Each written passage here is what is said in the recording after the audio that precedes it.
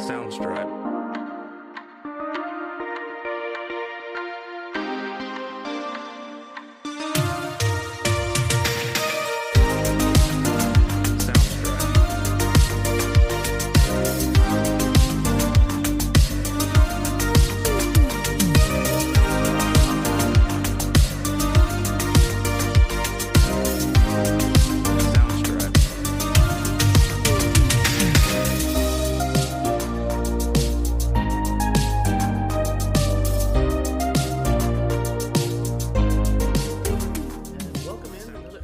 Blockbusters, a classic movie podcast where if you're like us and you miss the days of packed movie theaters and movie stores, then this is the podcast for you.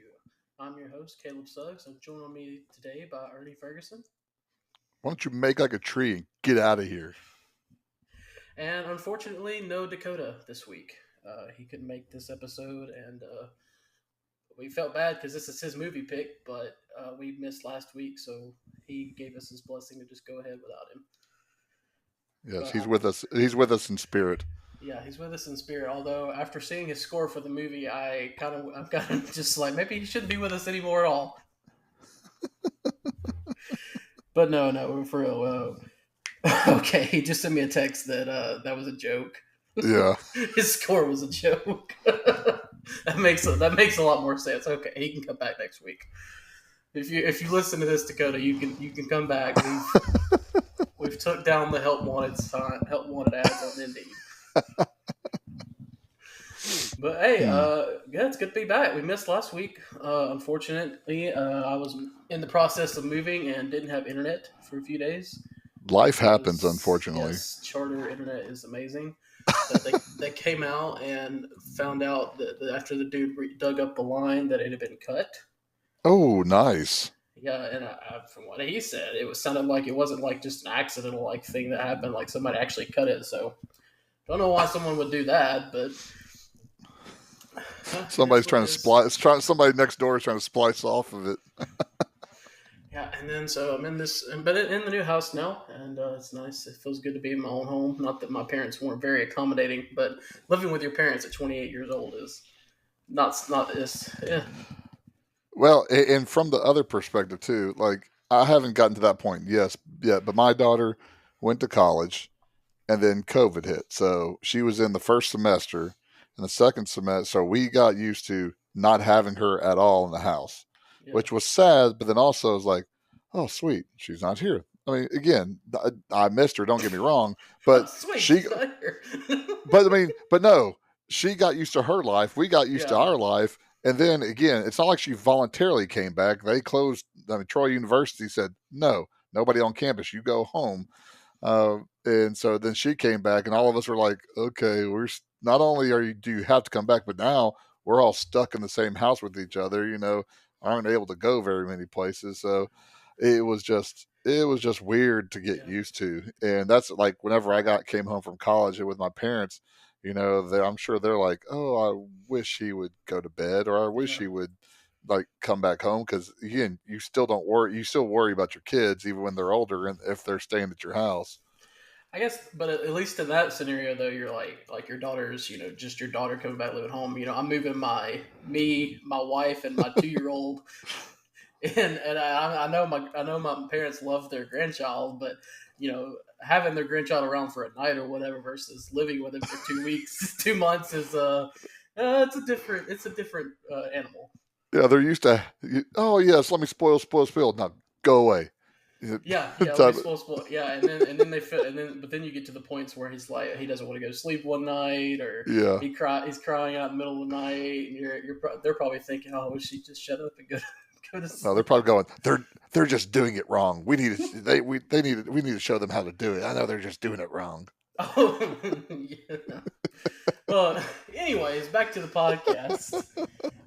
We are on Dakota's pick this week, which again, unfortunately, he couldn't be here for us. But we'll try to do him proud, and we're doing Back to the Future, classic 1985 movie from. I don't know. I was about to say 1985 movie from 1985. Repeat. You went Back to the Future there. Yeah, really. I mean, just a classic movie. One of those movies that I think if I had to make a list of, I don't know, 10 movies I think everyone should see, I would probably put it in that list off the top of my head. Maybe if I Yeah. actually researched it, maybe, I don't know, but off the top of my head. And then we haven't had a blockbuster yet. So for those who maybe have been listening or haven't not been listening, we score our movies and then we put them into categories. And blockbuster is our highest category, obviously because we're the Blockbusters podcast. But we have not actually had a blockbuster yet. So early predictions. You think this makes it? So before we started this, I would say yes. Now I'm like kind of worried that we may fall like right below it, but I think it'll still hit. Not to Yeah. give anything away, but Yeah. I think it'll eke by. Yeah, me too. I don't know Ernie's score. He doesn't know mine. We do know Dakota's because he gave us his so we could have it for the show. Golly, he lowballs and everything. I'm like, golly. But obviously 1985. So you were what? 11, I was 11 when this came? 11. Yeah. So I mean, do you have any early memories of this? I don't think I saw it. That's the crazy thing. I don't think I saw it in the movie theater, but it was all over the place. I mean, like, I'm 6'4", and just think of me trying to skateboard, and I know skateboarding probably came because of this movie. And needless to say, I didn't keep with skateboarding, but I mean that was the crazy thing about this movie was acid wash jeans. Remember those? Skateboarding. I remember when that got popular again. Just the different things that popped up. Like the buttons on the jacket. I can still to this day, I can remember in 5th grade, which I believe that's probably what grade I would have been in. And I can remember 2 buttons that people wore all the time.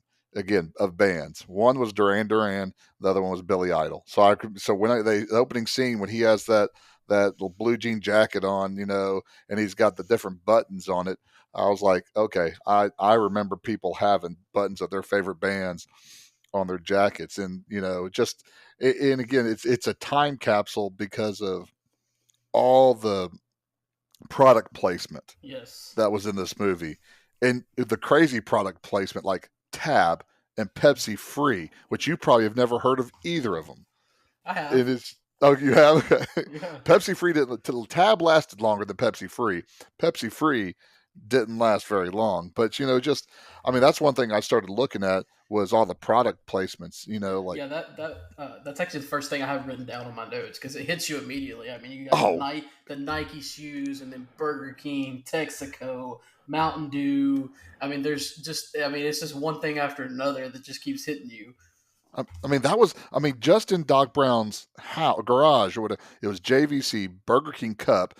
It had Toyota, GE, cow cat, whatever the dog food was. I can't remember that. It also had Milk Bones, had the Nike shoes, which I don't think Nike was originally in there, but because Michael J. Fox had them on, they kept them in, and I think they ended up getting a pretty good deal out of that, which, by the way, Michael J. Fox in this, he deserves a medal for what he went through for this movie. I'm sure we'll get to that, but yeah, product placement all in this movie. I mean, it was almost, if you've ever seen Wayne's World, where they do the product placement, like they stop. He holds a Doritos bag and he looks at the camera and talks about Doritos. I mean this cuts short just barely of that type of product placement. But again, there's all sorts of product placement all in it, and it's really interesting for that.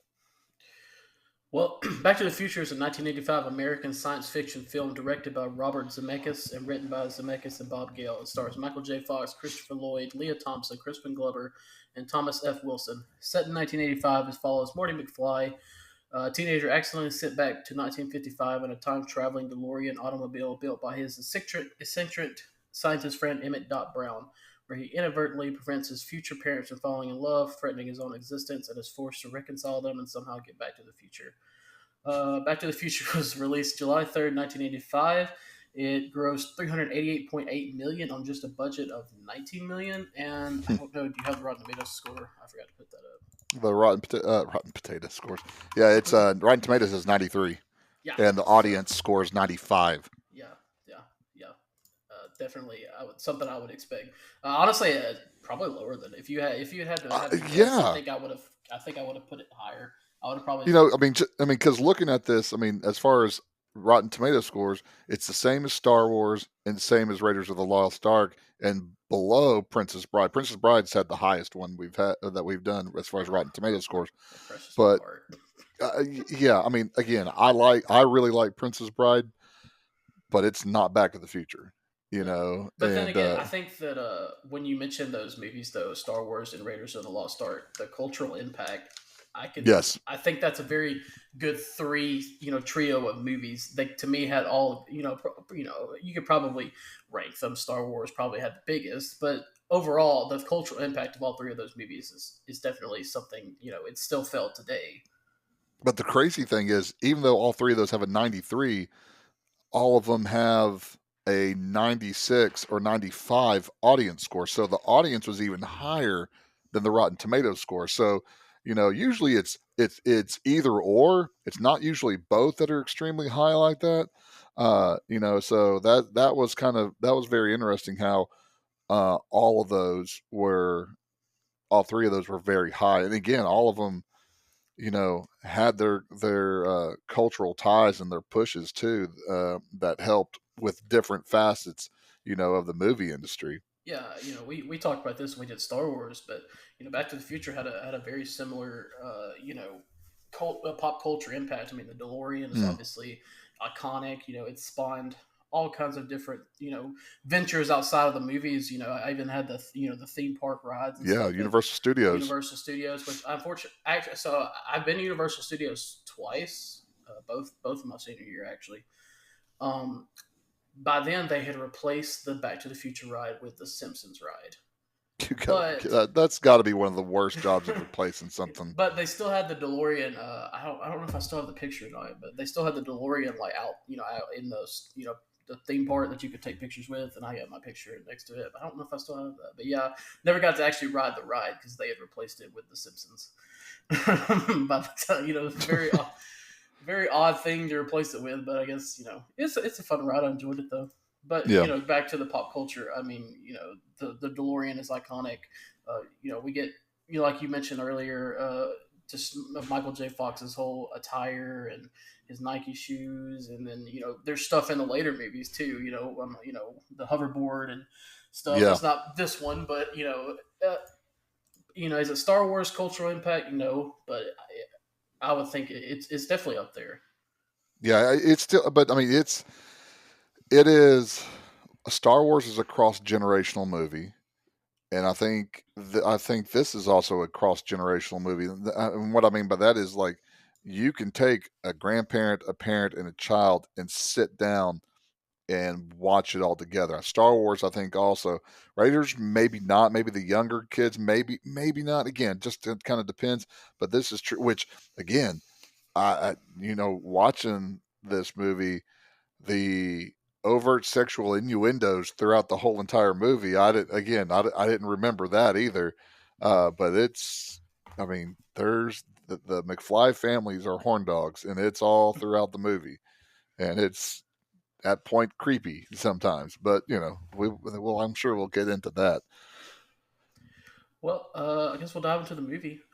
Well, before we get there, Oh, though, okay. one of the major things is we have to talk about is Michael J. Fox, because again, he was not there. They went after Michael J. Fox first, but he was big into the TV show Family Ties, and he became the star of that show kind of accidentally because it was supposed to be the mom, Meredith Baxter Burney, that was supposed to be the star, and he just ended up blowing up and got real popular. And so they had him signed on, but the problem is that they were filming Family Ties at the same time, and Family Ties said, "No, we're not giving him up. He has to do Family Ties." So he's on the sitcom.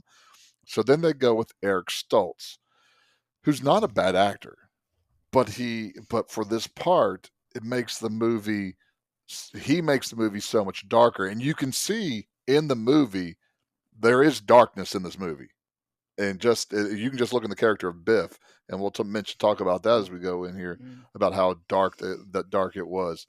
But what you get from Michael J. Fox is that they started doing this with scenes with Eric Stoltz, and it just wasn't working. It wasn't working at all. Matter of fact, I think in the diner scenes, they kind of the Eric Stoltz back of his head is still used in the movie some point in time.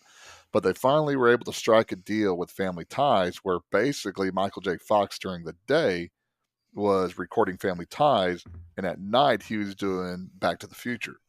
So you talk about grueling, absolutely. Michael J. Fox is a monster for being able to do that sitcom and this movie all at the same time. And again, and I we've talked about this in some other movies.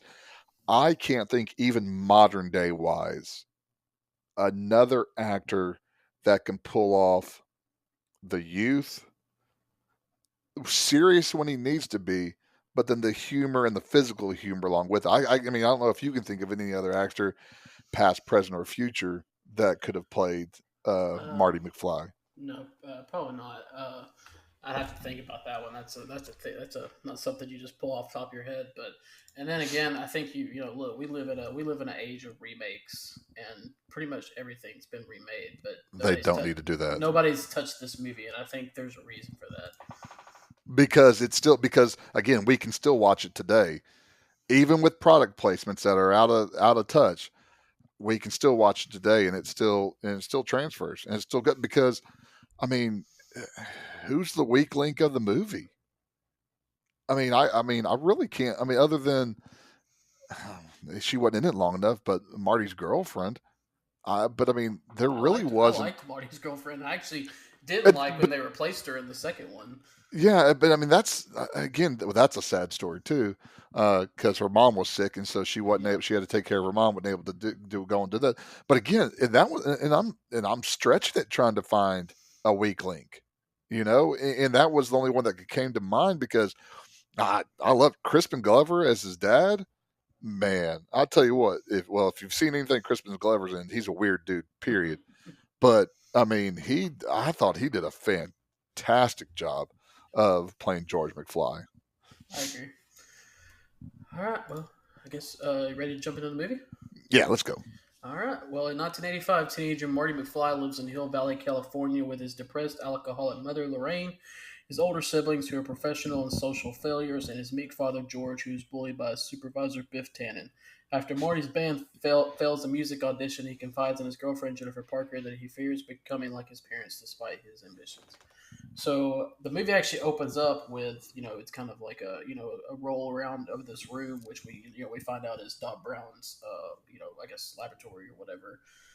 We're getting all the clocks, which it's kind of like a prerequisite to kind of how crazy Doc Brown is, just like all Hmm. these clocks. But as it pans through, it's a really cool opening because it's telling a story. There's the newspaper clippings, on the wall about him losing his family fortune, his house burning down. There's the news brief about the missing plutonium. Although I did think it was funny, she's like, they said it's just due to a clerical error. Yeah, Like that was. we just misplaced plutonium, and then it pans down and you see like the box of plutonium, and so it's a really cool opening. That kind of gives you a pretty good kind of background into not the movie, but kind of like the opening scenes of the movie.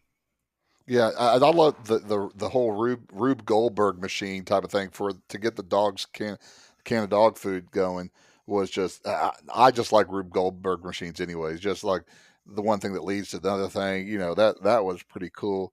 And then also just again that's where we get all those little product placements. But one of the clocks had the one guy hanging from the clock, just like later on in the movie, Doc Brown's hanging from the clock tower whenever he was trying to plug the light the switch the plugs together. And so I was like, oh, that's pretty cool too. It just has that. Which again, this one's the problem with Wikipedia is that it doesn't mention anything about this opening scene, but it shows you Marty's kind of rebellion. He he plugs he plugs the guitar in, he cranks it, and if you ever look up Maxwell tape, which is cassette tapes are things that people used in the past to record and listen to music on. but there is an ad of a guy sitting in a chair with his glasses, with his sunglasses on, his hair blowing back, with a speaker just blowing this air at him, and that's exactly kind of what happened that you get with Marty whenever he lays that lick down on the guitar, and it just kind of it, it it makes him fly through the air. And again, that was one of those. That's a wasn't as overt product placement, but it was still kind of a product placement. One thing I thought was very interesting. This takes place in California, right? Yeah. There's a Denver Broncos coffee cup Oh, I in didn't the notice. in the opening scenes, and I'm like, that has to be somebody that made the movie that put that in there, because it made no sense to not have a Raiders or not have a Rams or not have a Chargers coffee cup, but have a Denver Bronco one there. I was like, that's just kind of weird, And But I really liked Marty's introduction in this scene as well. You know, you could have just been like they could have just done where he just walks into the room and we're seeing him, but like he walks in, you only see his feet, you see the Nike yeah, shoes, which again stands out instantly. Like you mm, said, you know, you just kind of see him messing with the, you know, and eventually he goes plays the guitar, gets blown away, and you get the thing where he pops up the glasses and he's like, or what was it, whoa or wow, or I can't whoa, remember. yeah, You know, so it's a very cool introduction to him, and I thought it was pretty well done. yeah. And then I like again, you talked about the article about how he like burned his house down and all this Yes, kind of stuff, which again you see when he goes back in the Marty goes back in the past, and you see this palatial house and nice just kind of area that he has his house, but then in this opening scene he leaves and there's a Burger King right next door. yeah, I'm just like, and it also kind of, you know, we kind of get like a little you know, a glimpse into the relationship between, you know, Brown and Marty. You know, it's not just more of like a, hey, I'm just kind of working for this guy. You know, there's like a friendship there because, you know, we find out that Marty's big into playing this guitar, so you can see that Doc Brown has built this world's best, you know, crap, what do you call them, my mind just amplifier, amp, you know, the world's amp, yeah, biggest amp. So, you know, he did that for Marty, so it gives you kind of a glimpse into, you know, their relationship. Then you get the phone call, and he's like, "You haven't, you know, don't go near that amp. It's, I made an error." And he's like, "Oh, you don't say." yeah. It's that, and this whole time that's the problem. We're going to get caught just on this opening scenes just because there's so much to Yes, it. But like the coolness that Michael J. Fox had when he came out, got on his skateboard, and immediately grabbed the bumper of the car or that truck, and just was kind of going and going and going. And then you see, and here's the thing: like later on, they talk about whatever Goldie. I can't remember what Goldie's last name becomes mayor, and the town's a piece of junk. that's what I literally wrote that down. I was like, because he says it when they go back to 1955. He's like, "I'm gonna clean these streets up," and I'm like, "Well, Yeah, you and didn't it's do a very good worse. job." I mean, you got the movie theaters is porn. You have the bum when he comes back just laying on. I mean, on the bench, just sitting out there, and it's just. I mean, it's worn down. It's just it's not good. I'm like, Yeah. was Goldie really a good mayor at And, all? and another thing that's real is that's pretty cool about, you know, kind of this whole opening, you know, not just the opening scene, but the whole opening thing where we're kind of learning about Marty and his family and stuff. You know, Marty's painted as like the slacker. He's like nobody. You shouldn't want to be like him. And his Yeah. band, you know, they have the people that are judging him. They're like, you're too loud. But you know, in reality, I think, and obviously, I didn't grow up watching this, but I think if I was a teenager or a kid watching this movie, you know, Marty is super cool. Like he Yes. dresses cool, he plays the guitar, you know, he rides the skateboard. I mean, everything about him is cool, but we're supposed to believe that he's like this slacker guy that you're not, you know, don't be like him. He's not cool. And then, you know, so that kind of like that I can't think of what the word I'm looking for here. Juxtaposition, is that the word I'm looking for? Oof, wow, that has a lot of syllables in it and an X in it. That's a writer's word right there. That is, yes, but I believe you used it correctly, even though that's Yes. a holy cow word right there. Yeah. So Juxtaposition. anyways, the juxtaposition. Dakota missed out on that one. Dakota of all people would have gone, "Oh my goodness, that's a great word." But the juxtaposition, anyways, the juxtaposition of, you know, what you're supposed to believe, you know, Yeah, in this world of Back to the Future versus as a kid, or you know, even as an adult or whatever that you're watching it, it's completely opposite, and it works for the movie. Yeah, I mean, yeah, because I mean, you get that ingrained in your head right from the principal, from the get go, where he calls him a slacker, like just like his dad was a slacker. By the way, I almost used the principal's line where he said, "Let me give you a nickel's worth of free advice." I was like, that sounds something like my dad would say. Uh, but that again, that paints the picture of George being a slacker and also Marty being a slacker, which again, George isn't a slacker.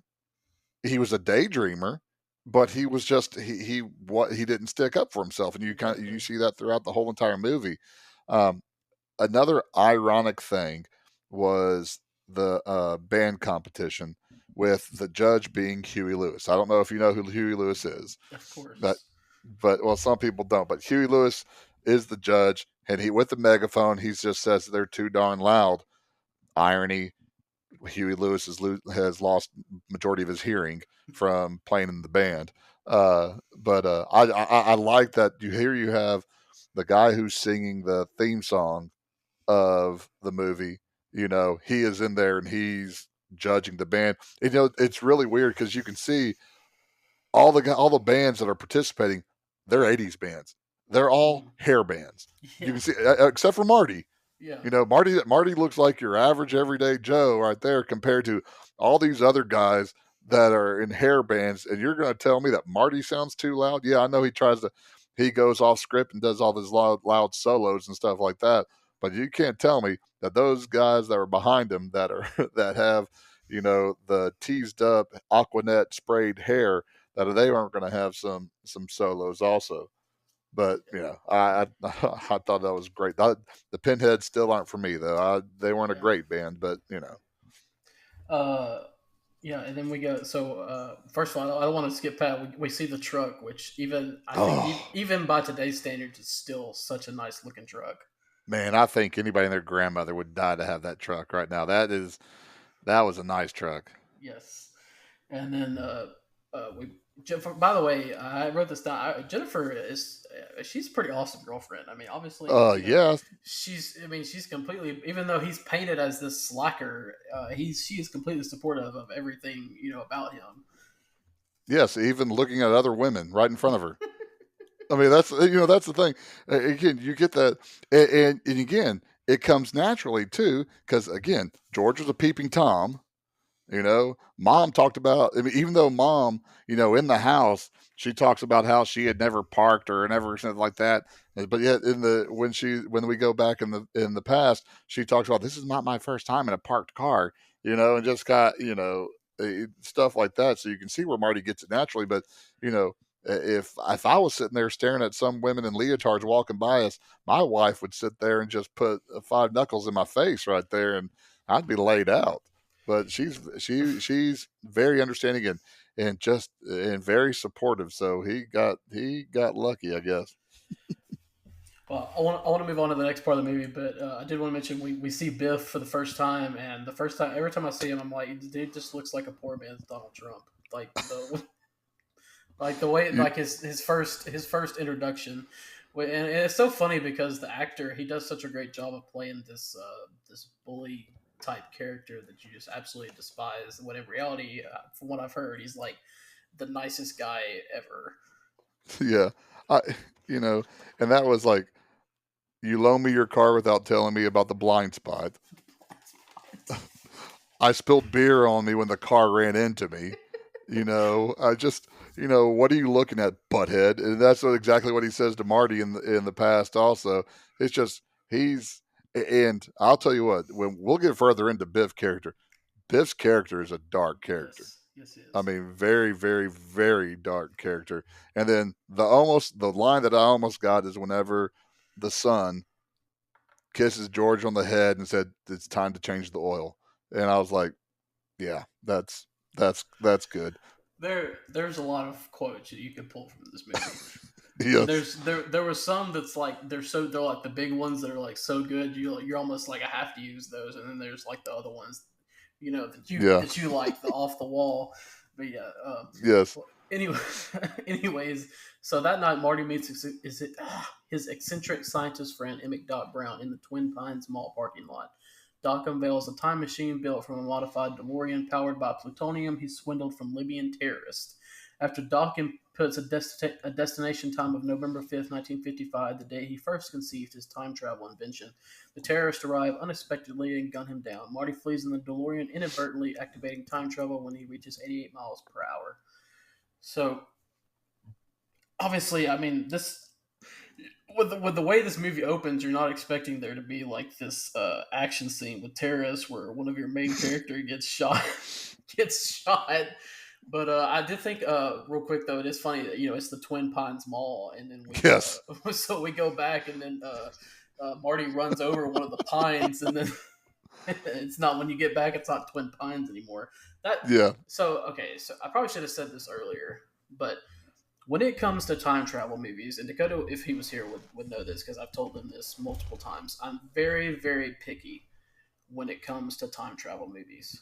There's a lot of them that I don't really care for. Like even as a huge Marvel fan as I wasn't that big of a fan of Endgame because of all the time travel in it. Because to me, time travel it's kind of the same thing with the multiverse too. It can get so out there that you better have a good story, or it's just gonna get bogged down, and it's not gonna make sense, and it's gonna be stupid. And to me, this is probably as good as a time travel movie is. Now, granted, are some of the things, I mean, because time travel is complicated. Obviously, it's not a real thing.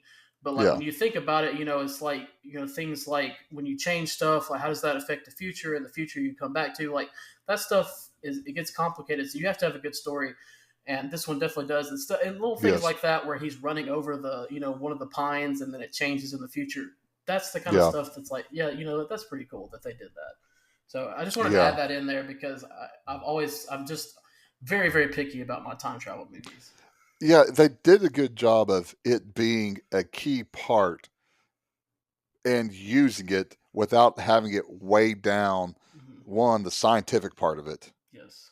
Or two, they pinpointed the butterfly effect with the picture of the kids, and then kind of ties to it otherwise, and so they did a good job without getting lost in it because like you said, there is another storyline. He's got to get back, and then he's also got to get his parents together. So yes, there is time travel involved in it, but that's not it's in the background. It's not in the forefront where it takes over and you can get lost in the weeds in all that. And so I think that they did do a good job of that. Because like you said, they had a good story, and it really kind of pulled into it. How about the DeLorean reveal? Okay, so I want to get into that. First, I want to get into Doc Brown, just his entrance, which I thought was really cool because you don't actually meet Doc Brown until, I don't know, 20 minutes into the movie or something like that. You only get his voice on the answering machine. If you felt like you've learned a lot about him. Yes. You just from the stuff on the wall at his laboratory, his phone calls with Marty, you felt like you learned a lot about him, and then so you've got this picture in your head of what he might be like, this crazy guy, mad scientist, and then he pops out of the car, and I mean that's kind of what you expect. And he's pretty much mad scientist personified with his hair and the way he talks and everything. But and then yes, so we get the DeLorean, which is obviously the big part of the movie. It's iconic. It's funny looking back from what I've heard. They talked about doing different things. I think a Mustang was mentioned, possibly being used just because of product placement. And then it was the director, or something. It was like, no, it's got to be a DeLorean, which is such a weird car. Like why he had in his mind, he was like, it's got to be a DeLorean, but it worked. And obviously, it works. I don't know how many years later, or what we now 40. Almost 40 years later, and it's still working to this day. Yeah, it just when the tailgate comes down and you have the smoke, whatever, dry ice or whatever, and that sucker backs out, because I'd never seen a DeLorean before. I didn't know what a DeLorean was, and I was like, that looks like a freaking space machine. That looks like something that came from outer space, and especially the way the doors open too. Yes. You're like, oh, Yeah, that okay. I can 100% Yeah. The see doors are that. a big part of it. If they are just regular doors that just open it's not it doesn't have the same effect. But the fact that they fly open like that, like it's like wings, that Hmm. it makes it such a big deal. And then you get the I was kind of wondering if you might go with this quote just because it's such a big quote in the movie. But you get the quote where he's like, "You built a time machine out of a The DeLorean." DeLorean? Like, it's such a great quote because Yeah. I feel like if I was there, I would have the same like you built a time machine out of this this crappy car, Yeah. but then again, hey, that's just Doc Brown for you. He's not Yeah. gonna build a time machine out of something that would make sense.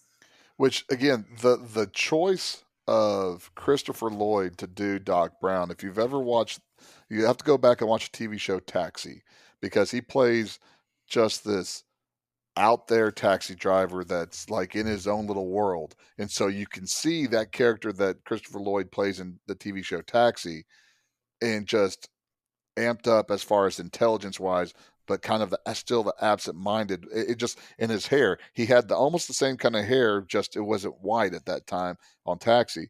And so Christopher Lloyd, man, now, how good is Christopher Lloyd? Well, look at Rick and Morty, and that'll tell you how good Christopher Lloyd is, because they basically copied him in that cartoon, that TV show, Yeah, but I also thought was a couple of things that are interesting. One was he's supposed to be hiding from the Libyans, right?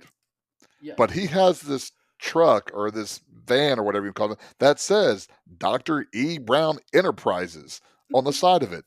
You're not hiding too well if you have a van that has your name on the side of it. Uh, and then when they pull up, he's like, "Oh, they found me." they found me. Yeah, I'm like, But you know, that just goes to show you like what kind of like he's this crazy scientist, but he obviously it's like he's it's like part of his brain is missing at the same time.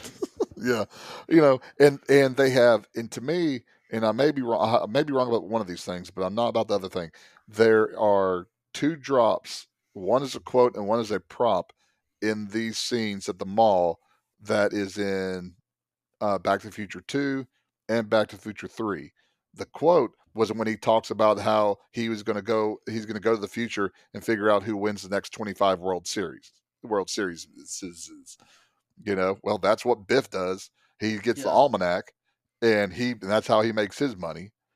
But then he also, whenever the Libyans start shooting at him, he pulls out a pearl-handed pistol, which I think he has a pearl-handed pistol in Back to the Future 3.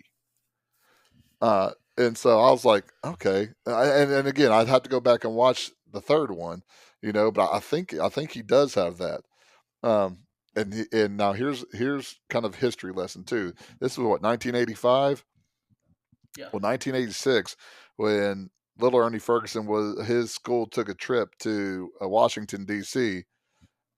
Guess what country the United States bombed in 1986? Libya. Libya. And I was like, whoa, okay, that's kind of interesting. And then I also, you know, I looked at I looked up on Google what is go, what is Arabic for go, because whatever the the Libyans or whatever he was telling the guy, he was pointing saying go, he yelled go in English, and then I looked it up. Well, Arabic, it's like multi-syllables, it's not just go. And I was like, okay, that's probably a good choice that he yelled go in English instead of go in Arabic. I was like, that probably was a good idea. Want to move on to the next part, but I did want to mention, the flux capacitor again. Like, if we're talking about things that are just you just know about this movie, I don't know. I feel like for whatever reason, I'm always going to know what a flux capacitor is because of Back to the Future. And I'm going to know what it looks like too. Yes, and then But like, I'm also gonna know if I if I need to get plutonium. I just tell a terrorist I'm gonna make a bomb, and then give him one that has old pinball parts. and of course the flux capacitor is always fluxing. I think that's what Marty said towards the end. Check. Yes, yes. Marty's whole every time all his questions and his attitude as he's trying to comprehend what Doc Brown has done is definitely would be me in that Yeah. situation. It's very realistic. Well, anyways, arriving in 1955, Marty discovers he has no plutonium, so he cannot return to 1985. While exploring a burgeoning hill valley, Marty encounters his teenage father and discovers Biff is bullying George even then. George falls into the path of an oncoming car while spying on the teenage Lorraine changing clothes, and Marty is knocked unconscious while saving him. He wakes to find himself tended to by Lorraine, who becomes infatuated with him. So real quick, this is a long paragraph. We'll kind of just real quick go through that. Yeah. So we get back to 1955, and we get the whole thing where he crashes in the barn. He comes out and he's like, "Sorry about your barn." He blows a shotgun at him twice. I'm like, and the kid's got his comic book pointing at it, saying, "This is who it is. He's going to steal our bodies or something like that." But again, pretty a great scene. Because look, I mean, you think about it. If you went back 30 years in the future, I mean, how mind blown would you be? And just kind of see him walking around, this town that he's grown up in, and it's not, what he's used to, and wearing a life preserver. Yeah, seeing his life preserver, seeing your father, and I really loved how they did the thing where they were both at the bar and they're kind of doing their hand on the back of their head like the same way to kind of show that hey, this is that's George McFly, this is Marty. That's a cool touch. And crap, I had something else here. What did it say? Yeah, where Biff calls him McFly, you Irish bug. Yes. So we've got bullying already. We got drunk driving already. Now we're going after immigrants and stuff like that too. So that's just, like, I mean, look, that's we're just adding on to the Biffisms here. Yes, and then it's really cool. So we find out the story of, and it was a good touch that they tell this. Lorraine tells the story of how her and George meet earlier in the movie, and then we come to find out, well, that's not really. I mean, it's how it happened, but for the reasons it happened or not, we're finding George is spying on her, and he's got the binoculars in the tree, and he's just sitting there staring at her window. It's like imagine going back and finding out your dad was a peeping Tom. Like, I mean, just like. Well, the sad thing is, that would be the first thing that would scar you. Until you got run over and your mom starts to come on to you, then you're like, oh my gosh. Yes. Oh God, it skeeves me out. That's part of the, I mean, it's a funny part of the movie, but it skeeves me out every time just like thinking about it. Like, imagine you being in your underwear as a grown, he's not an adult but teenager, and your young mom is trying to come on to you. Ugh. Do you know what a hope chest is? I've heard the term before. Okay, so a hope chest back in the day is a chest that like women would have where they would put things like for whenever they got married. So, just they would build stuff so that way they would have stuff ready to go when they got married. And she said, your pants are on my hope chest. I'm like, again, you're already in that state already. And so then she says that, I'm just like, okay, that's creepy. Which that podcast that you lent me to, when they talk about this movie, you need to listen to that, because the one guy starts going down a rabbit hole, and the other guy's going, I can't believe you even went there or said that. I know exactly what you're talking about. I've listened to that episode. Yes, I remember this now that you're yeah. I know. I do not want to bring that up. How long would it take? No, don't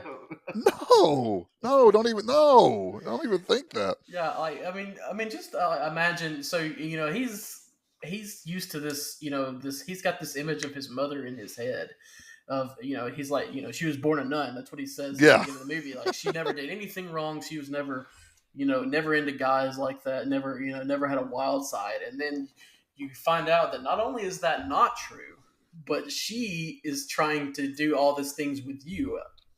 Yeah. She's very amorous. She's a smoker. She's a drinker. She's everything that you didn't think she was. She's a major horn dog. Yes, again, I mean, which I think I like how her dad too. Whenever Marty leaves, the mom says, "I really like him." And dad finally looks up and says, he's an idiot. It comes from upbringing. His parents must be idiots too. And I was thinking, I was like, that's funny. You're sitting there talking about your daughter, you know, and Uncle Joe. I like Uncle Joey too. That was Yes, behind bars. yes, behind bars. And then they're watching their television set with the episode that he's seen. Again, nice touch. He's like, "Yo, I've seen this episode. What do you mean? It's brand new." But while they're watching their television set, and he's like, "Do you have a I got television?" two. I got two. Nobody has two. He's joking. Well, And anyways, she puts her hands on his leg, and I'm like, oh, oh okay, god, shiver, shiver, shiver, shiver, shiver. Please stop that again. Which it does its job for the movie. You're like, okay, he's got to get out of here. He's got to get out of here. And again, that it gets part of the story where that's where, I mean, him knocking George out of the way.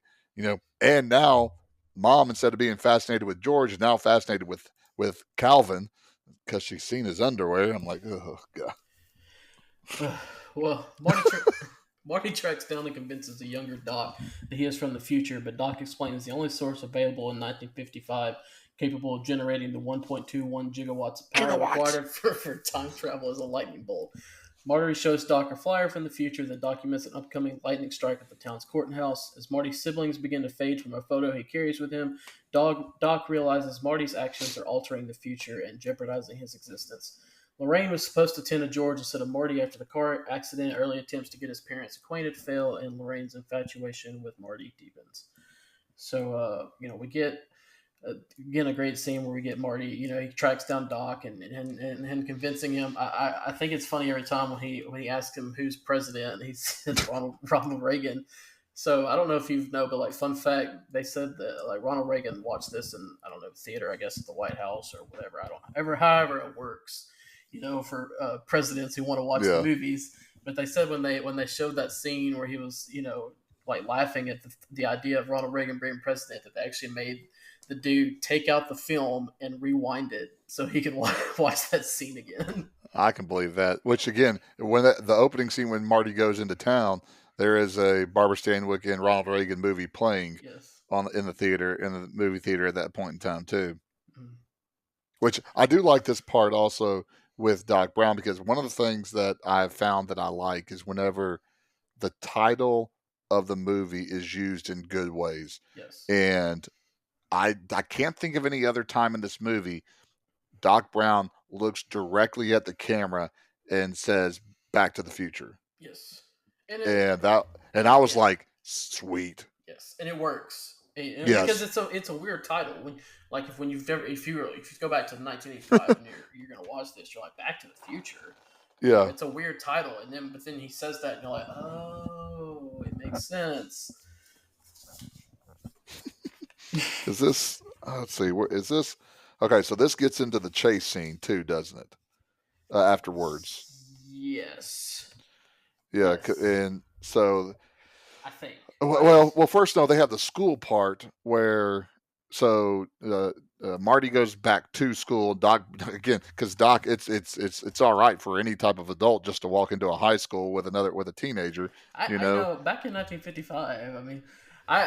Something that made me laugh was like he just kind of like Marty just starts going there, and I guess they're just like, hey, he's a new student because you get the scene, and I'm jumping ahead a little bit. You get the scene where he's got to convince George that he has to take Lorraine, so he goes in his radiation suit, where he's again. I guess he just somehow gets into the dude's house. Convinces him he's an alien and stuff. But so the next day when George tracks him down, Marty's like, "Hey, I didn't see you at school today." So it just made me laugh because I'm like, "Oh, he just went to school. Like it's 9:55, and he's like, all right, it's time for me to go to school." So one of the things I wanted to talk about was, and I know we're backtracking here from the school, but when Doc Brown started looking at the picture, he talked about the brother's head missing.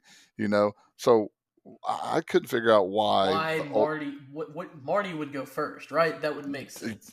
That's what makes sense. Again, you can't move the plot along if that happens. Yes. But that's just one of those things where I was like, okay, whatever. This is kind of what I was talking about earlier, when you get to time travel movies, it doesn't matter how perfect a time travel movie is. It's going to have little things in it because Yeah. it's just the way it is. It's just there's no way to do it and make it perfectly make sense. So if you're gonna have little things like this, you have to have a good story that just kind of overshadows it to the point to where you're like, that's kind of weird, but I don't really care. And that's what, again, Back to the Future does, and it moves the plot along. So Yeah. yes, does it make sense? Not really. You would think if time travel was real and this whole instance was possible, Marty would be the first one to go. But at the Yeah. end of the day, the movie's so good that it's not really something that bothers you. Yeah. Only because we've seen the movie over and over and over and over again does it stick out. Yeah. And so, but it was just one of those things that just made me go, uh, you know, uh, so we haven't got to where he goes sees his dad at night, have we, in the movie? Yeah. Because Well, I think I was just talking about that with okay, yeah. So I mentioned it. Yeah. So we go. He goes in his little radiation suit and says that he's Darth Vader with his Van Halen music and from the planet Vulcan. because and so what? I mean, how far removed? So this is 1955. When did Star Trek start? Is that Well, Star Trek was I thought in the 60s, the it's in the TV 60s? show. I'm trying to remember. Yeah, it's in the 60s. I was trying to remember exactly like how early in the 60s it was. I'm guessing Was colored probably TV, so later 60s. let's see. It was 1966 was the first time that. Yeah, the original series started in 65. So there you go. So 10 years. I mean, yeah, I just think it's funny, like, because he does all these pop culture things. So Mm-hmm. it's kind of like, I would think, eventually he's going to watch these things and then, like, hey, Darth Vader. Darth Vader I came and know. visited me in my bedroom when I was. Like he can't write that in his book. I mean, it's. I mean, it just Imagine, doesn't work that way. imagine he goes to see Star Wars like opening night, and he's like telling his wife, "Yeah, Darth Vader came and visited me in my bedroom when I was 17 years old, And 20 years ago." he was melting my brain. Mm. But hey, it works. It convinces him that he's gotta ask Lorraine out, and unfortunately, she is absolutely infatuated with her son. Yes. To But that leads us to the good chase scene. That was, that's where, again, where we see the slacker in George come about because he has all this confidence. He needed to go because of Darth Vader. Leave that part out, and he's going to go ask Lorraine, and then she just kind of overlooks him. And that's where Biff comes in again, well, and we can't skip over him walking in to the diner with self confidence, and he slaps his hand on the bar. He's like, "Give me a milk chocolate." chocolate. He takes a swig of it, like, yeah, that's the kind of guy you want. That's gonna win over Yeah. a girl. Chugs it, wipes his mouth, and then he has his notebook out that he's going to read to her. He's going to woo her by reading the words. But yes, then we get the Biff chase scene on the skateboard where when did skateboards become a thing? I don't, that's a good question because I was wondering the same thing, but again, so another thing we can add on to Biff is attempted murder, because and that's attempted murder of a lot of people. Because as he was going, he drives across, the grass, the knolls, and stuff like that, and tries to ram him. Skateboards 1959 is when they started being manufactured over and over again. So again, yep, beforehand.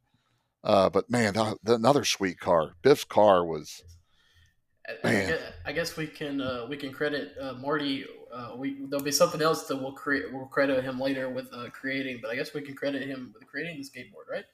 Yeah, that's Especially how he uses it and all that kind of stuff. Yes. That's so cool. But you're It right. just Biff, his character, just every time he comes on the screen, it gets worse.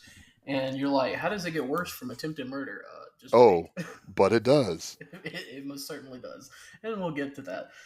I so is that it? So then we get. I mean, we jump pretty quickly from that to it's supposed to be like this. I guess it's a week. because it's next Saturday is when it happens. So they're like, Yeah. I'll be in 1955 for a week. So we go through this week pretty quickly, and we get to Saturday, fairly fast with the plan, which is The plan, yeah. yes, the plan where Marty's going to rough up Lorraine, which or Yeah. whatever he's gonna do, and and George How is do you gonna come I in. mean, how do you beat up your mom? That's what I don't understand. I don't know. We'll find out in this next paragraph because Lorraine asks Marty to the school dance, and he plots to feign inappropriate advances on her. It's just making me think about it. Allow allowing George to intervene and rescue her, but the plan goes awry when Biff's gang locks Marty in the trunk of the performing band's car. While Biff forces himself onto Lorraine, George arrives expecting to find Marty, but is assaulted by Biff.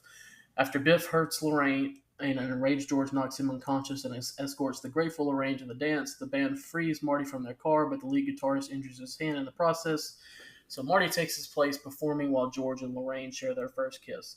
With his future no longer in jeopardy, Marty hurries to the courthouse to meet Doc. Okay, so we're at the Enchantment Under the Sea dance, which is I always thought was funny. It's not just like prom. They could have just easily been like, "Hey, it's prom." They're like, "No, it's the Enchantment Under the Sea dance." Or as the sister called it, the fish under the sea. Sea dance. I always thinking, what's the episode of Psych with they're trying to they're making fun of Lassiter, and he's like, when he hits 88, he goes back in time to go to what did he call it? It wasn't he called it some kind of day.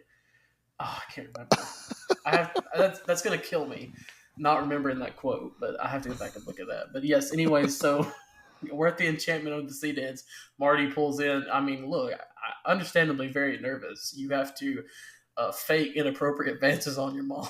Oh yeah, It's like, and then to make it worse, she takes her coat off and her boobs are about hanging out of her dress. Yeah, I mean that's what. And again, it's one of those things too. Okay, I'm supposed to like go after my mom. Now all of a sudden, wait a minute. She's taking a drink. She's smoking. She's hanging out of her dress, and she's starting to come on to me. I'm like, oh, I said, hold on a second. Then when the door opens, I think he's finally relaxing until he sees it's Biff. I was thinking about this as I was watching the movie, because they have two different, Doc Brown has got to do all the scientific stuff to get get it ready for him to go back. And I'm thinking, well, Marty has the easy part. All he's got to do is man. And then I see what he goes through. I'm like, I kind of wish I was doing what Doc was doing. Yes. This is 100%. disturbing. Like, this is the kind of things that, like, when he goes back to the future, he's got to go through therapy.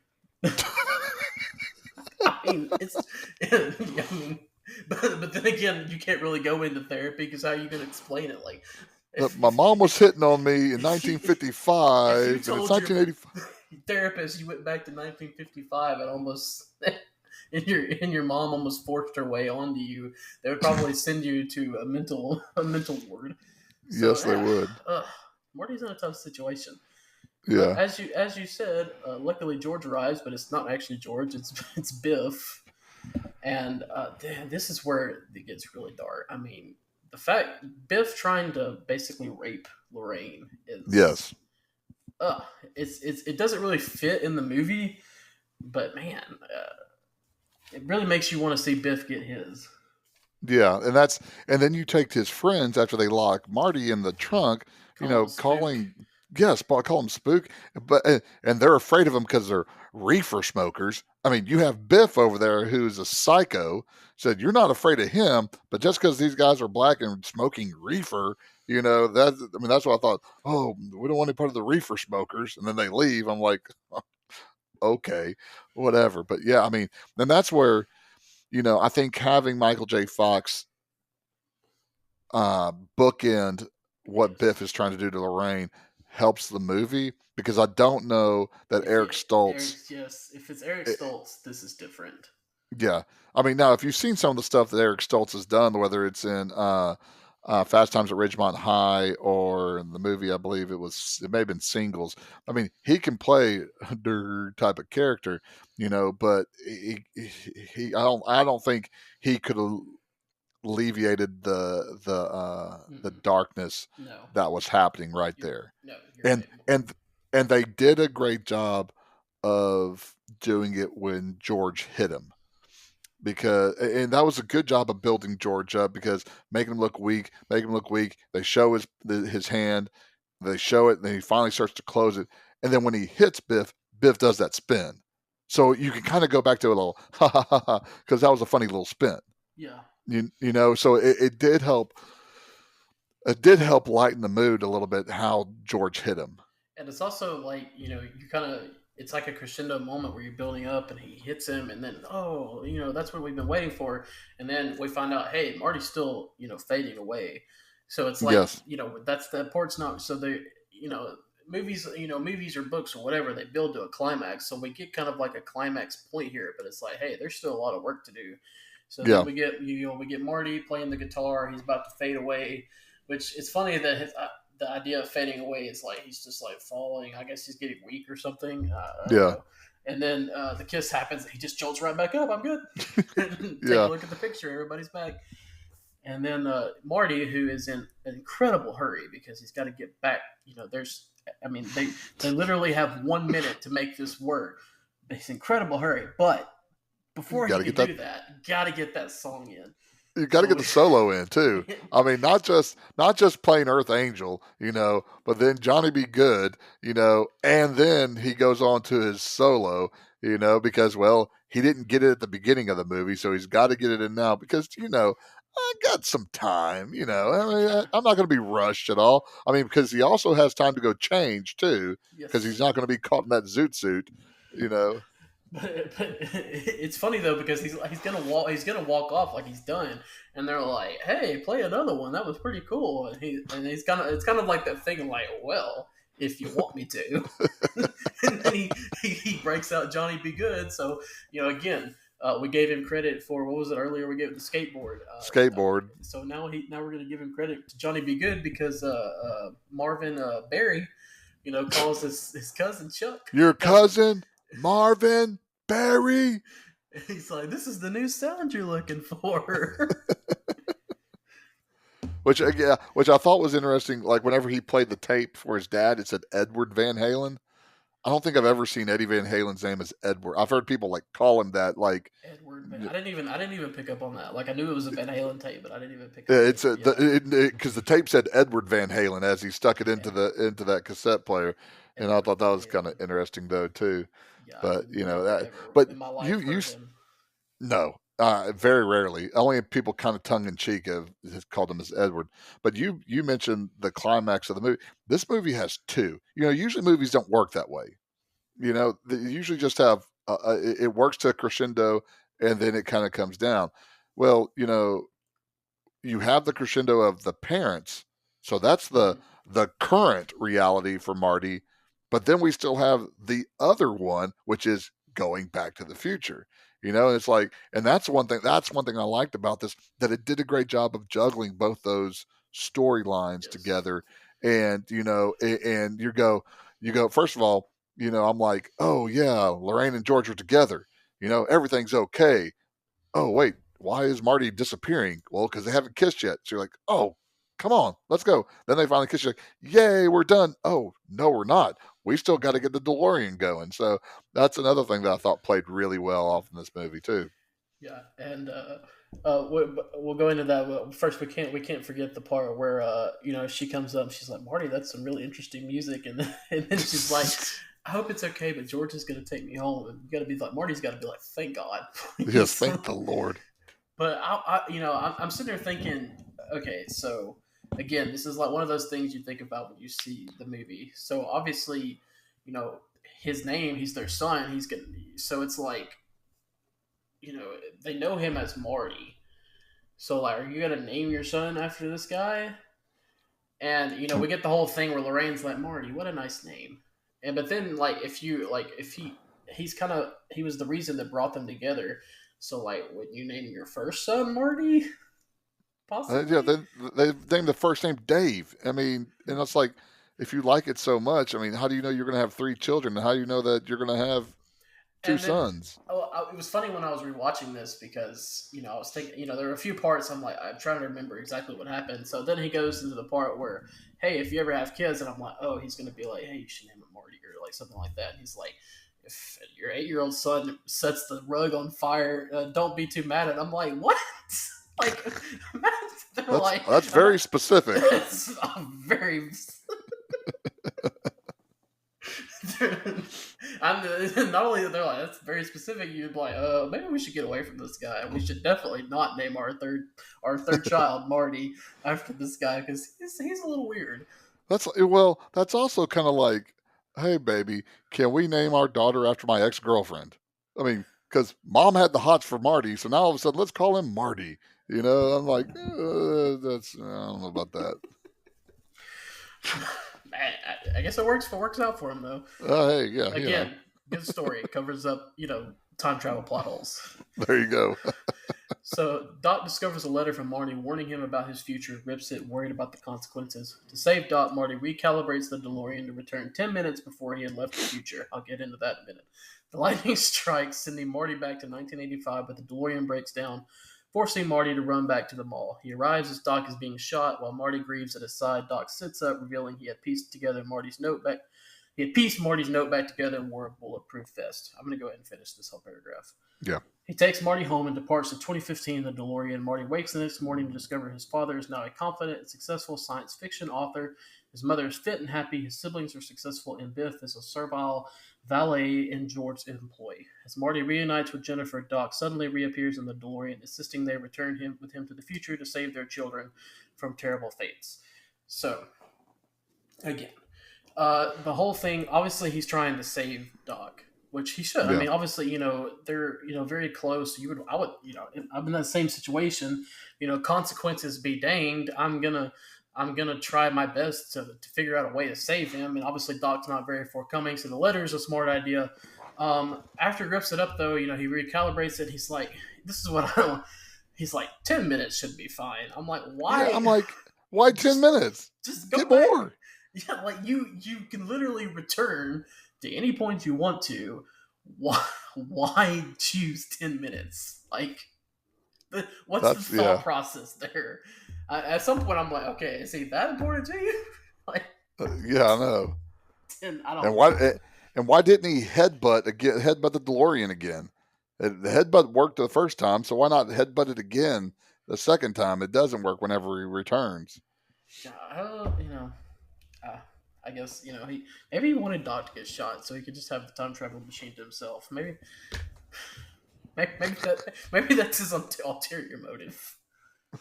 Which I'm guessing the Libyans died just because they ran into the Fox photo. Yes. I think that's what we're meant to believe. Okay. Again, I'm like, so I was like, so Doc just popped straight up after being assassinated again. So oh well. And I love the fact that we're also like, we get the cops that are like, hey Doc, what are you up to? And he's like, oh, I'm just doing a weather experiment. He's like, you got a permit for that? Like, and then doesn't he produce a permit? Yeah, I guess so. He never, it goes to show him like he's, showing the cops something because that's when Marty slips the letter into his coat. So I guess he did. I guess in this whole week he went down and got a permit. He's like, hey, I'm going to be doing the weather experiment. I didn't know they gave out permits for that, but. It works, and then later you get the crazy shot of him on the top of a clock tower, hanging literally by a thread as he's trying to connect two plugs to each other. And then he finally does it, and this lightning bolt comes down, and somehow he does not get electrocuted. Yeah, science. What do we know? I don't know a lot about science, and what little I do know about science after watching this movie, I'm like, maybe I don't know that much. Maybe I don't know as much as I thought because I know I would stay away from 1.21 gigawatts. That's I know I definitely would. Yeah, and then we get the hook. How did the DeLorean drive? Because I thought, did they put gas in it? Because I thought it only ran on the plutonium. I thought that. Well, I assumed he meant that the time travel part runs on plutonium. Okay. I would assume that the actual car only runs on just gasoline. I would assume. Which at that time, I mean, did it need to be unleaded? Because do you know there was such thing as just leaded gasoline? Yeah. I mean, I mean, that's. I remember my first car. I had to buy additives for my car because it was a '73 Ford Custom 500, and it required leaded gasoline. The only thing that was sold was unleaded, so I had to pour something else into, I guess, lead. I don't know what it was, but I had to pour some sort of additive into my car so it would take the unleaded gasoline because That I'm sounds old. that sounds horrible. This sounds like not something I would want to do. But yeah, we finally get back to the future. Again, I love the fact that they're talking the whole time. They're like, "Oh, I'm not going to see you again for 30 years," and I'm like, "Well, 30 years is when you go back into the future. I would think you would see him before that." And then, but it's just funny. We go back to the future and everything's changed. His dad is. Well, I guess we're getting a little bit ahead of ourselves because we do get the scene where he runs back to the mall, which is what is it now? Is it single pine, solo pine, Maybe Lone Pines. I can't lone pine? remember. Might be lone pine. I'm trying. I mean, well, we already talked about that. I know it's different because he runs Yes, over it's one of the different, but I don't trees, remember what it was. but I guess lone pine would make the most sense, right? Or, I don't know.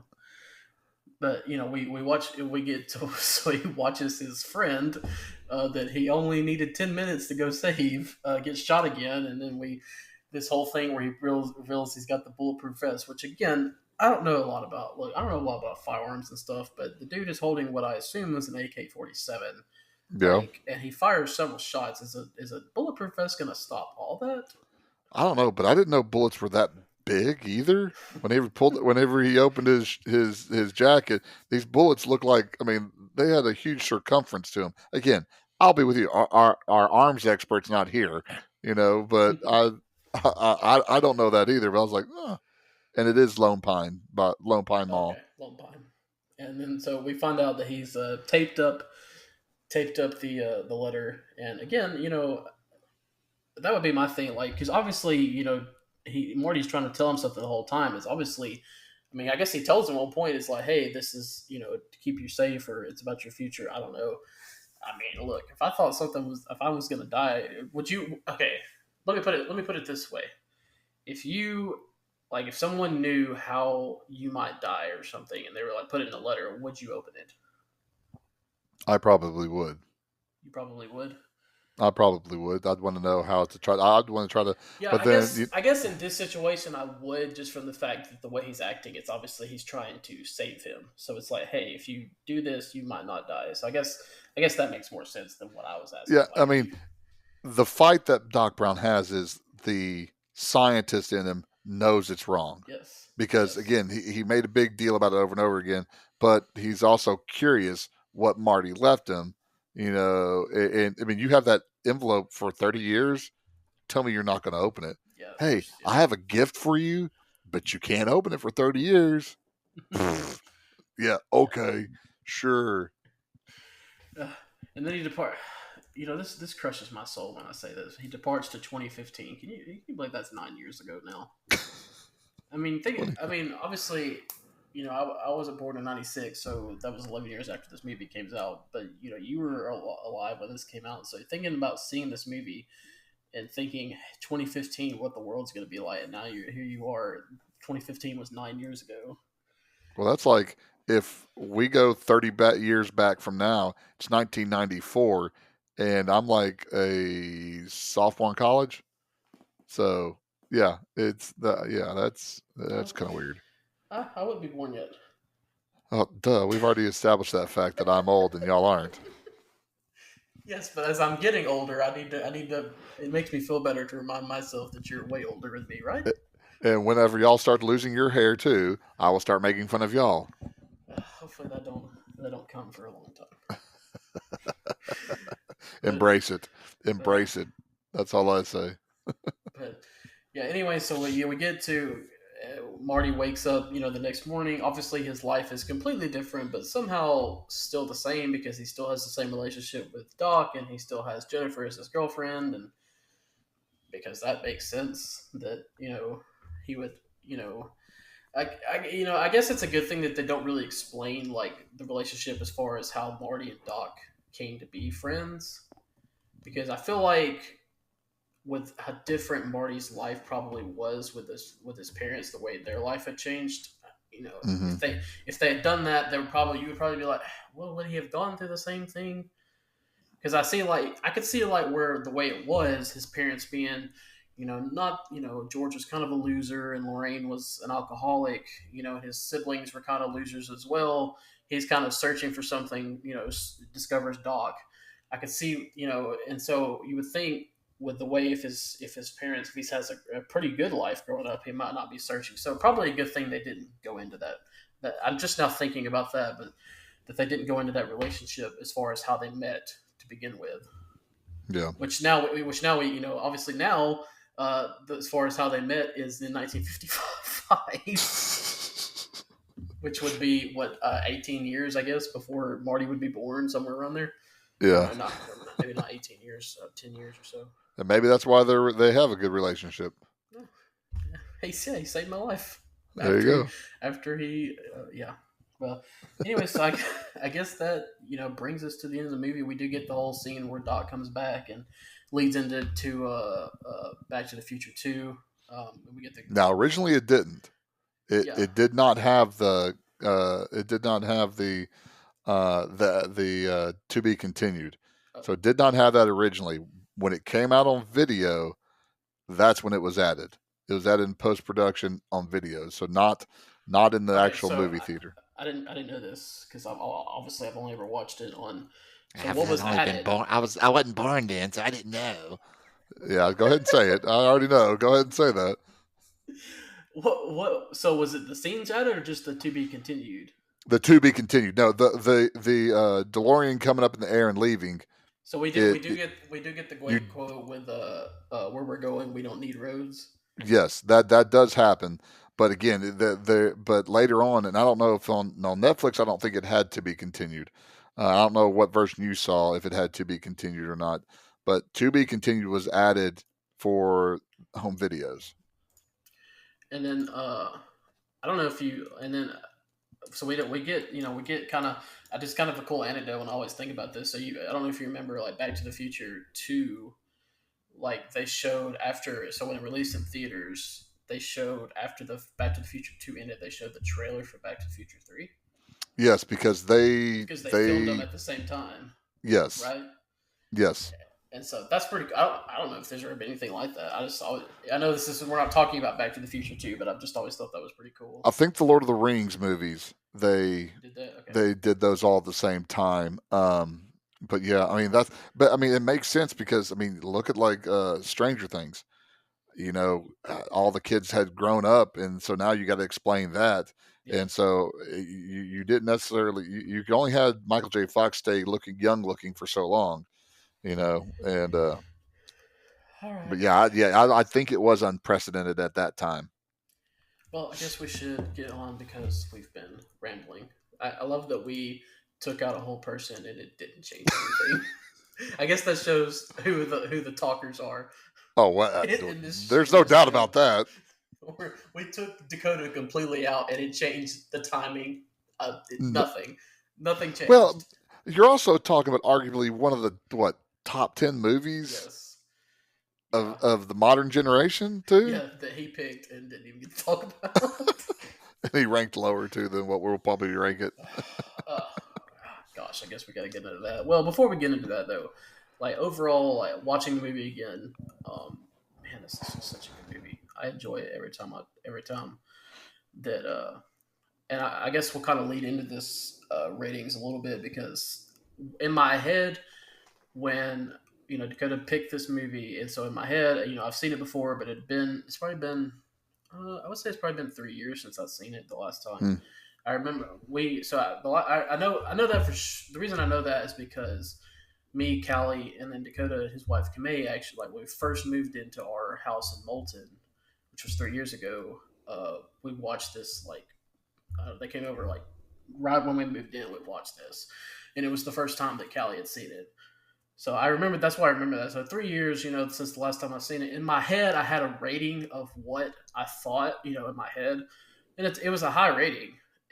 But after I watched this again, I bumped it up even more because I think that's the thing about this movie is like, you remember it as good, but every time you watch it, I think it just sticks out like how really good it is.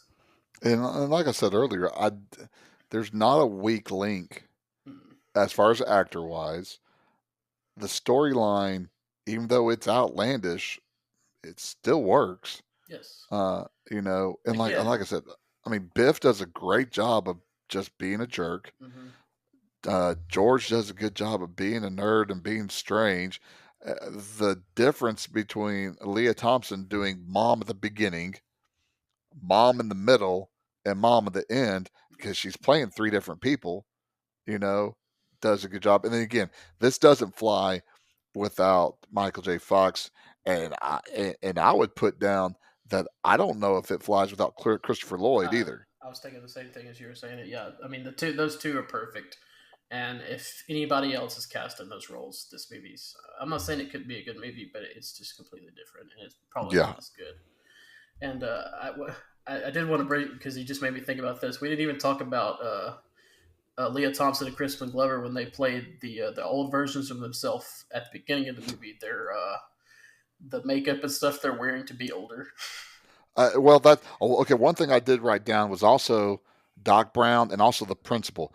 They loved them some prosthetic neck wrinkles, because you look at all of them have these neck wrinkles, and it's a whole bunch of them. Because I was like, man, the principal's the one I first noticed it on, because I knew the makeup was going to be awful because Leah Thompson and Crispin Glover were younger actors and actresses, anyways.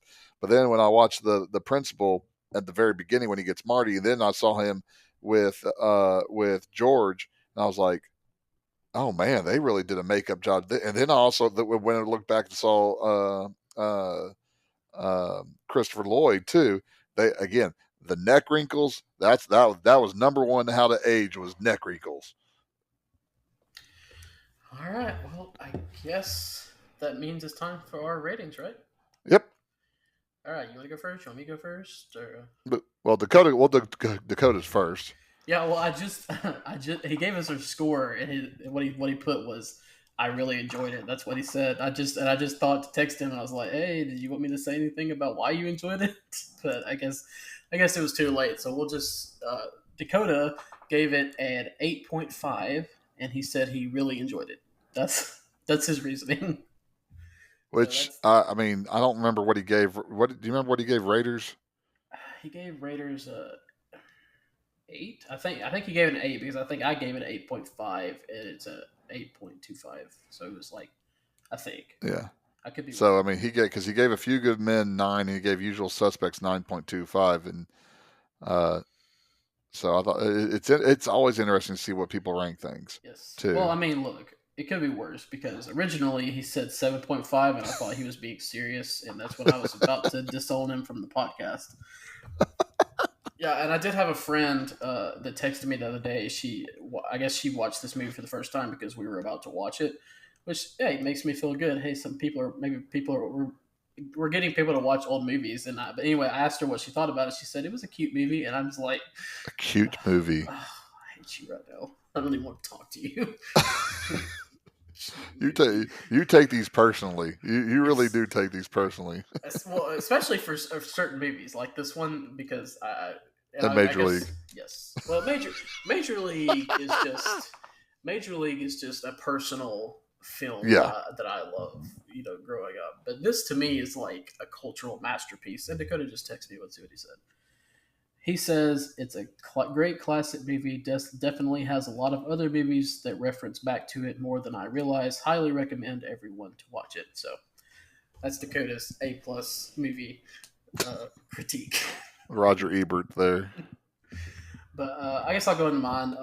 Okay. Again, so like I said, before I rewatched it, I had in my head a rating, and that rating was 9. And because I knew in my head, I'm like, so the way our groupings were, a 9 or higher is a blockbuster. And so in my head, I'm like, this is definitely a blockbuster. So in my head, okay, we're starting at a 9. As I watched it, it was even as I remembered it being good, it was still way better when I rewatched it.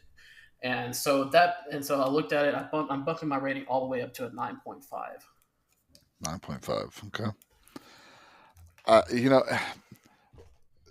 I feel like I'm very cynical in some of these things. I'm very cynical with my when I look back at Star Wars and my rating. I think that's just kind of a cynical. I don't back down from it, but I think I'm cynical, and so I think I go into movies being cynical about it. I love this movie, Yeah. and I didn't think I loved it this much.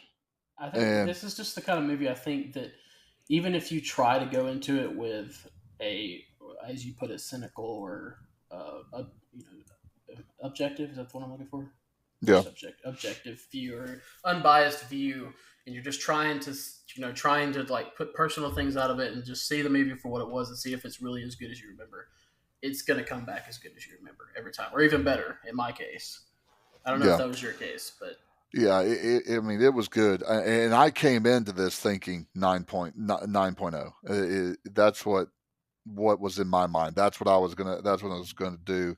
And here's another thing I'm afraid of is if I rank something, what am I going to have to rank something else? You know. yeah, Uh, I do that. I do the same thing because there's been time, even with movies that we've already done, I'm like, I think I rated that too high because we talk about other movies that we're gonna do, and I think before we've watched them in my head, I'm like, well, I would rate that this, but then I look back and I'm like, well, I rated that movie this too. I don't think this is better. I get that, and I know it's tough, but I think when you're looking at this, like it does, it holds up. yeah. And so I went with a 9.25 only because I'm personally limiting myself. I debated between a 9 and a 9.5, and so I went with 9.25, which puts us at a 9.08. So this is our first I was just gonna blockbuster. say 9.1, but everybody's got to do the 2 decibels. Yes, I got the 2 decibels. Well, that's one of those things when we start ranking things. So, but again, that puts Back to the Future at number one. Yes. It's our first blockbuster. Mhm. It's our number one. It passes A Few Good Men for number one on the list. I would think it passes it. What do we? What was the average rating for A Few Good Men? 8.67. So Yeah. so by about a half a star. I Yeah. mean, almost 0.6 or 6/10 of a star. I would put it. I don't want to say maybe not heads and shoulders, but it's a good step up of any movie we've done, in my opinion. Yeah, yeah, I agree. It's just good. So, for anyone that doesn't know, maybe listening for the first time, as far as what we're talking about with our first blockbuster, we rate our movies. Obviously, we do 1 through 10. We each do one, then we put it together, average the score out, and then we put whatever the rating is into 5 categories. So we have blockbuster, which is 9 or higher. We have popcorn worthy, which is 8 to 9, and then we have cult classic, which is 6.5 to 8. Matinee only. Which one is matinee? Matinee only. Matinee is next. 5 to 6.5. 5 to 6.5, and then anything under 5 is straight to video. So blockbuster. Most all the movies we've had so far have been popcorn worthy or cult classic. Which popcorn worthy means it's really good, but not like elite type movie, and then cult classic means it can be really good, but maybe not for everyone. Blockbuster though is what we think consider. I don't know if you say elite, but must see movies we think that absolutely everybody should see. And so this is the first one. And in my head when he picked this movie, I was like, yeah, this is going to be the first one. And, that's exactly what I was thinking too. I really, to me, there was never a doubt in my mind. Now it came a little bit closer than I thought, a 9.08. Yeah, well, that's because closer. Which again, I mean, I can understand, the 8.5 too. I have no issue with that whatsoever. Yeah, I don't have it. Now 7.5. If he had been serious about that, that would have been. Yeah. Now, not saying. Yeah, not saying that whenever he gets back on the podcast that we won't rag him for giving an 8.5 to it. I mean, that he'll still catch some heck for that. I mean, are you kidding me? An 8.5? But no. Again, there's that we were all pretty close within each other. I think if we're all within like 1 point of each other, that's pretty good. We're pretty on there, I think. So we had the first movie that got a blockbuster. It's at number one. I'm interested to see what movie might dethrone it. I'm also interested now to see what's the first movie we do that's going to get a perfect 10. I don't think we'll get one. You don't think we'll get? Oh, I completely disagree because I know in my head one that I would give a 10 right now, and it's probably one that we will do before this year is over. Oh yeah, because that's one of those things. It may just be me. Where again, I'm like, I definitely have noticed that I rate movies higher than you and Dakota do. Yes, and again, and again, I don't know. That's just something about me that I'm like, I have a hard. Because I'm looking at the spreadsheet when we do this, and I'm like, God, that's not a better movie than that, and that's what that's probably what kept me from putting Back to the Future at 9.5. Because what if I find that movie? Yes. And I don't want to all of a sudden put a 10 down for Fame, and then all of a sudden we got The Godfather 2 coming up, and I'm like, oh no, I made Fame 10, I'm gonna get to the point. I'm gonna do an 11 eventually. Then I'll put a 0 in if you do 11. I'll make sure that it goes down. Yeah. I'll be like that one person at church that it's a unanimous vote except for that one person that feels like they have to say no, or like the Baseball Hall of Fame. No, Nolan Ryan's not unanimous Hall of Famer. Let's not get into baseball. Me and you will go. It's just me and you two, so we'll go on. That is a different podcast altogether. Tangent. So, all right. Well, Back to the Future. Fun episode. Great movie. I'm glad that. At first, I was like, I kind of didn't. I don't want to say I didn't want to rewatch it, but I was like, I remember last night I was thinking, oh, I gotta watch this movie. And not just because I was just, sometimes you're just not in the mood to watch a movie. You know what I mean? Yeah. But then I rewatched it. I was glad I did because this movie is just really good. So, again, first Blockbuster. If you haven't seen it, you definitely should. Although, if you haven't seen it and have listened to this whole podcast, spoiler alert. Yeah. But, all right. So, what's next? It's your pick, right? Yep, I almost went the other direction to try to go as low as possible. If you're gonna do, but I did not. Okay. I did not. And if we ever get to that movie, there is a reason why I was thinking about that movie. But there was a point to that, not just to get an extremely low one. It has something to do with my job and what in language that I hear every day. But no, I chose one that I did not send you. You did. And Dakota. Off book. All right. Yes. We are going to go with something different from Robin Williams, and we're going to go Dead Poets Society. Oh, Ernie. Oh, I'm not in the mood to cry. Hey, I'm here to throw stuff out that's different. Oh, gosh. I mean, that's a great movie. I already conformed and throw Star Wars out there. So, again, my job is especially, did I hear this right, that Dakota hasn't seen this yet? Did he? I don't remember. I don't know. For some reason, I thought he said he hadn't seen it. But I feel like you might be right. Yeah. I love Dead Poets Society, but man, it's so sad. It hits me in the heart every time I watch it. Yeah, and again, we'll talk about that. Yes, we'll talk about that another time. But yeah. All right, yeah. So Dead Poet Society, that'll be next week, and hopefully Dakota will be back with us. And yep. If you first time listening, we thank you for that. We thank you for other people that have been listening. You can catch us on Apple Podcasts, Spotify, or hopefully by the time we release this episode, it will be available on YouTube as well. So hopefully, I say that I'm putting an asterisk by it. We'll that is our hope. That is our hope, and it may not happen, but that is our hope. But again, if you like our podcast, leave a review, but only if it's a good one. And other than that, Ernie, you got anything to add? We'll see you at the movies. All right, sounds good.